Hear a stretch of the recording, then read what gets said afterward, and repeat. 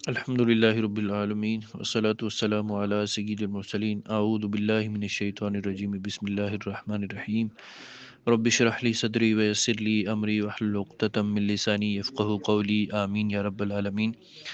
سیرت النبی صلی اللہ علیہ وسلم کے مطالعے کے سلسلے کو ہم آگے بڑھائیں گے۔ نبی اکرم صلی اللہ علیہ وسلم عربی النسل تھے۔ مورخین نے نسلی اعتبار سے عرب اقوام کی تین قسمیں قرار دی ہیں، ایک عرب باعدہ، ایک عرب عاربہ اور ایک عرب مستعربہ۔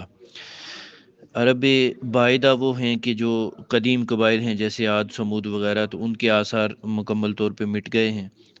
عرب عاربہ جو ہیں وہ عرب قبائل کہ جو کہتانی عرب کہلاتے ہیں، ان میں سے جو مشہور قبائل ہیں اوس اور خزرج وغیرہ، جو یمن کی جانب جو ہے یمن میں آباد رہے اور وہاں سے مختلف علاقوں میں ہجرت کرتے رہیں گے۔ اور تیسرے جو ہیں عرب مستعربہ، تو عرب مستعربہ وہ ہیں کہ جن کے جد اعلیٰ حضرت ابراہیم علیہ السلام تھے، اور ابراہیم علیہ السلام کی اولاد میں سے پھر اسماعیل علیہ السلام کی اولاد ہے آگے، جو مکہ کے اندر رہائش پذیر ہوئی اور پھیلی ہوئی ہے۔ تو عرب مستعربہ کے جو جد اعلیٰ ہیں ابراہیم علیہ السلام، اصلاً عراق کے ایک شہر اور کے باشندے تھے۔ یہ شہر دریائے فرات کے مغربی ساحل پر کوفے کے قریب واقع تھا۔ اس کی کھدائی کے دوران جو کتبات برآمد ہوئے ہیں، ان سے اس شہر کے متعلق بہت سی تفصیلات منظر عام پر آئی ہیں، اور حضرت ابراہیم علیہ السلام کے خاندان کی بعض تفصیلات اور باشندگان ملک کے دینی اور اجتماعی حالات سے بھی پردہ ہٹا ہے۔ یہ معلوم ہے کہ حضرت ابراہیم علیہ السلام یہاں سے ہجرت کر کے شہر حران تشریف لے گئے تھے، اور پھر وہاں سے فلسطین جا کر اسی ملک کو اپنی پیغمبرانہ سرگرمیوں کا مرکز بنا لیا تھا، اور دعوت و تبلیغ کے لیے یہیں سے اندرون و بیرون ملک مختلف مصروف تگوتاز رہا کرتے تھے۔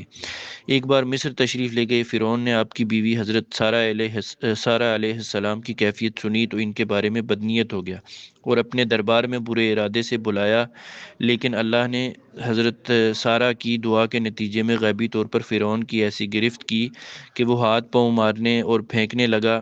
اس کی نیت بد اس کے منہ پر مار دی گئی، اور وہ حادثے کی نوعیت سے سمجھ گیا کہ حضرت سارہ علیہ السلام اللہ تعالیٰ کی نہایت خاص اور مقرب بندی ہیں، اور وہ حضرت سارہ کی اس خصوصیت سے اس قدر متاثر ہوا کہ اپنی بیٹی ہاجرہ کو ان کی خدمت میں دے دیا۔ پھر حضرت سارہ نے حضرت ہاجرہ علیہ السلام کو حضرت ابراہیم علیہ السلام کی زوجیت میں دے دیا۔ حضرت ابراہیم علیہ السلام حضرت سارہ اور حضرت ہاجرہ کو ہمراہ لے کر فلسطین واپس تشریف لائے۔ پھر اللہ تعالیٰ نے حضرت ابراہیم علیہ السلام کو ہاجرہ علیہ السلام کے وطن سے ایک فرزند ارجمند اسماعیل علیہ السلام عطا فرمایا، لیکن اس پر حضرت سارہ جو بے اولاد تھیں انہیں بڑی غیرت آئی، اور انہوں نے حضرت ابراہیم علیہ السلام کو مجبور کیا کہ حضرت ہاجرہ کو ان کے نوزائیدہ بچے سمیت جلا وطن کر دیں۔ حالات نے ایسا رخ اختیار کیا کہ انہیں حضرت سارہ کی بات مانی پڑی، اور وہ حضرت ہاجرہ اور حضرت اسماعیل علیہ السلام کو ہمراہ لے کر حجاز تشریف لے گئے، اور وہاں ایک بے آب و گیا وادی میں بیت اللہ شریف کے قریب ٹھہرا دیا۔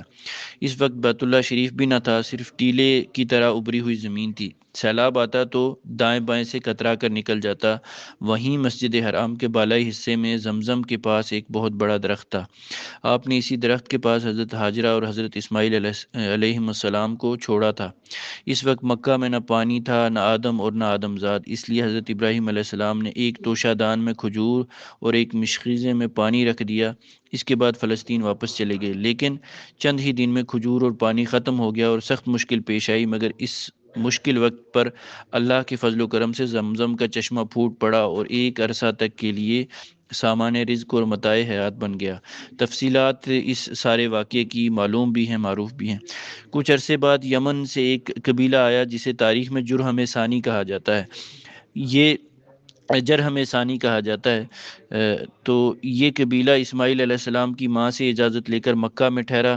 کہا جاتا ہے کہ یہ قبیلہ پہلے مکہ کے گرد و پیش کی وادیوں میں سکونت پذیر تھا۔ صحیح بخاری میں اتنی صراحت موجود ہے کہ رہائش کی غرض سے یہ لوگ مکہ میں حضرت ابراہیم علیہ السلام کی حضرت اسماعیل علیہ السلام کی آمد کے بعد اور ان کے جوان ہونے سے پہلے وارد ہوئے تھے، لیکن یہ وادی، لیکن اس وادی سے ان کا گزر اس سے پہلے بھی ہوا کرتا تھا۔ حضرت ابراہیم علیہ السلام اپنے متروکات کی نگہداشت کے لیے وقتاً فوقتاً مکہ تشریف لایا کرتے تھے، لیکن یہ معلوم نہ ہو سکا کہ ان کی آمد کتنی بار ہوئی ہے۔ البتہ تاریخی ماخذ میں 4 بار ان کی آمد کی تفصیل معلوم ہے، جو یہ ہے: قرآن مجید میں بیان کیا گیا ہے کہ اللہ تعالیٰ نے حضرت ابراہیم علیہ السلام کو خواب میں دکھلایا کہ وہ اپنے صاحبزادے حضرت اسماعیل علیہ السلام کو ذبح کر رہے ہیں۔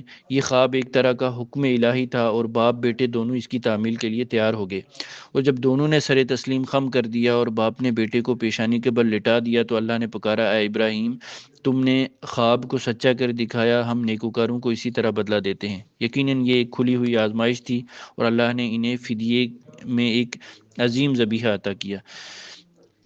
اس جو بائبل میں ہے حضرت اسماعیل علیہ السلام کے حوالے سے اور اسحاق علیہ السلام کے حوالے سے یہ تذکرہ ہے کہ حضرت اسماعیل علیہ السلام حضرت اسحاق علیہ السلام سے 13 سال بڑے تھے، اور قرآن کا سیاق بتاتا ہے کہ یہ جو واقعہ ہے حضرت اسحاق علیہ السلام کی پیدائش سے پہلے پیش آیا تھا، کیونکہ یہ پورا واقعہ، یعنی یہ جو قربانی والا واقعہ ہے، یہ بیان کر چکنے کے بعد حضرت اسحاق علیہ السلام کی پیدائش کی بشارت کا ذکر ملتا ہے۔